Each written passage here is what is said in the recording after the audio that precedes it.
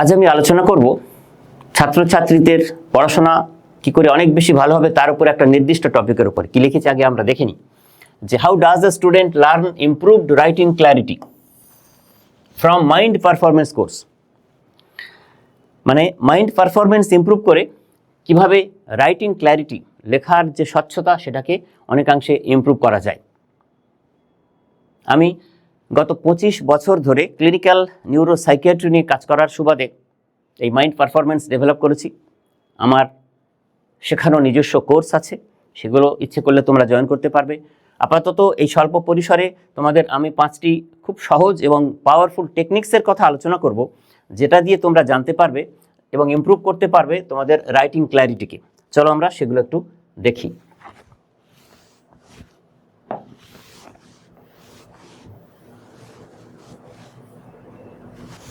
কি বলছি আমি? আসলে এই যে মাইন্ড পারফরমেন্স, এটা কিন্তু আমাদের শিক্ষার্থীদের চিন্তা ভাবনাকে সুশৃঙ্খল করতে সাহায্য করে, সেটা খুব দরকার। সেটা রাইটিং ক্ল্যারিটি বাড়ানোর জন্য, লেখার স্পষ্টতা বাড়ানোর জন্য সেটা সবার আগে দরকার। কেননা পড়া হয়েছে ভালো, রিভিশন দেওয়া হয়েছে, সবটা শেখা হয়েছে, কিন্তু তাও লেখার সময় অগোছালো হয়ে যায় ছাত্রছাত্রীদের।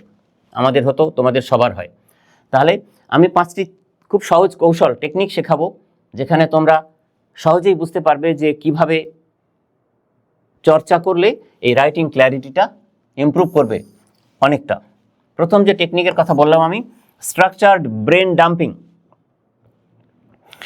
দেখবে পরীক্ষার হলে যখন লিখতে শুরু করছো তখন মাথায় কিন্তু অনেক চিন্তা ভিড় করে আসছে, ওই পড়াশোনা সংক্রান্তই, এবং একসাথে ভিড় করে আসার ফলে তুমি যেটা কনসেন্ট্রেট করে লিখতে যেতে চাইছো সেটা কিন্তু ফোকাস করতে পারছো না, অগোছালো হয়ে যাচ্ছে, গুছিয়ে লিখতে পারছো না। এটা দেখবে পরীক্ষার হলে শুরুতে এটা হয়।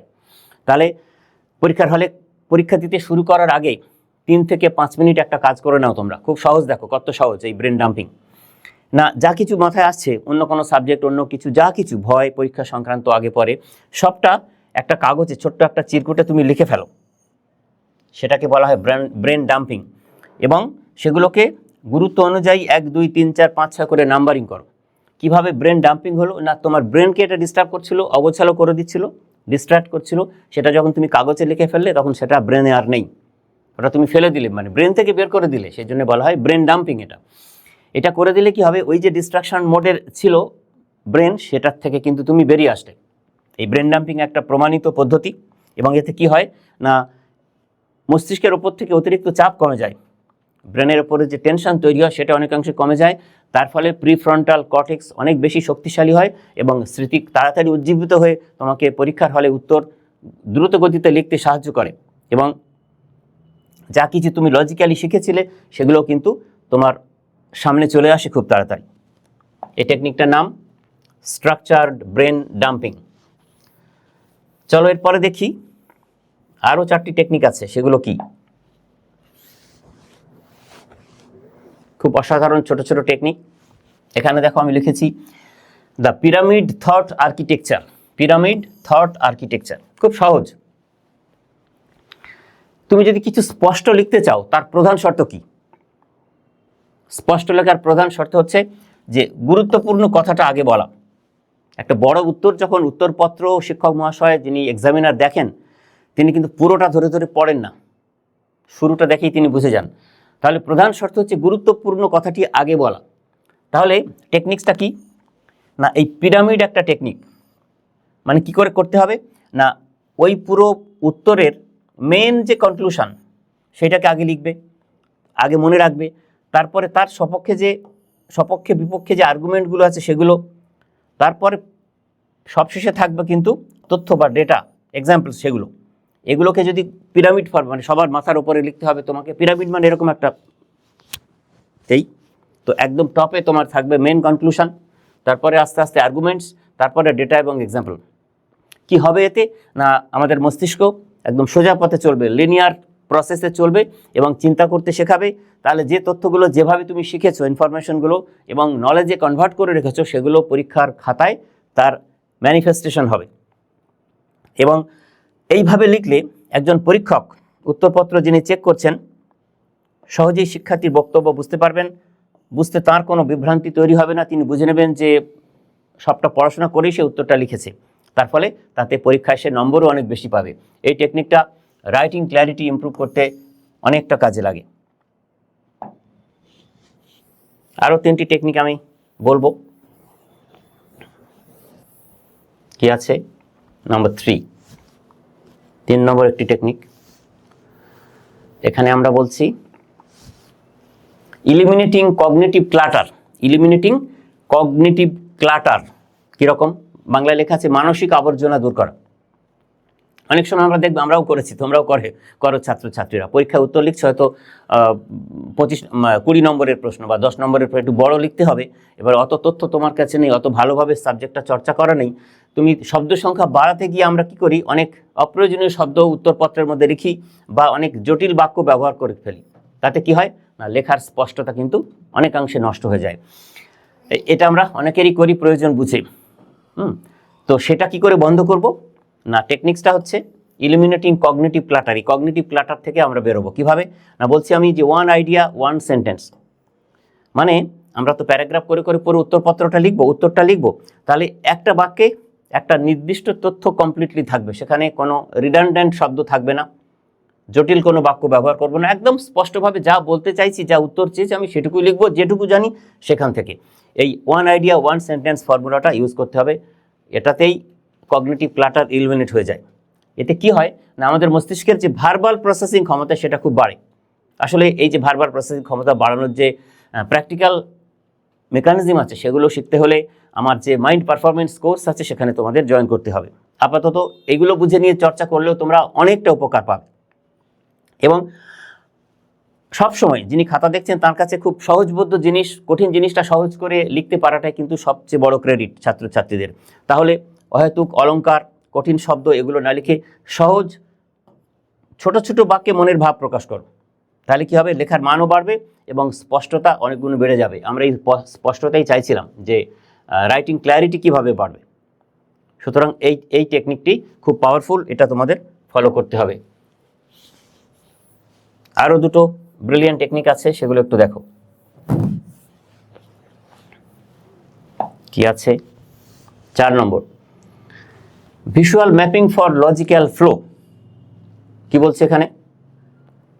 সাধারণভাবে একটা উত্তরপত্রে তো কয়েকটা প্যারাগ্রাফ দিয়ে শেষ হয়, তো যদি একটা প্যারাগ্রাফের সাথে আরেকটা প্যারাগ্রাফের যদি মিল না থাকে, তাহলে এক্সামিনার বেশি ভালো নম্বর দিতে পারবেন না, ফ্লো থাকবে না। এবং তিনি ওটা যখন পড়বেন, চেক করবেন, তখন কিন্তু খেই হারিয়ে ফেলবেন, তাতে তোমার নম্বর পাওয়া অনেক কমে যাবে। তাহলে কি করতে হবে না, লেখার আগে একটা ফ্লো চার্ট তৈরি করে নেবে। মাইন্ড ম্যাপ টেকনিক এগুলো।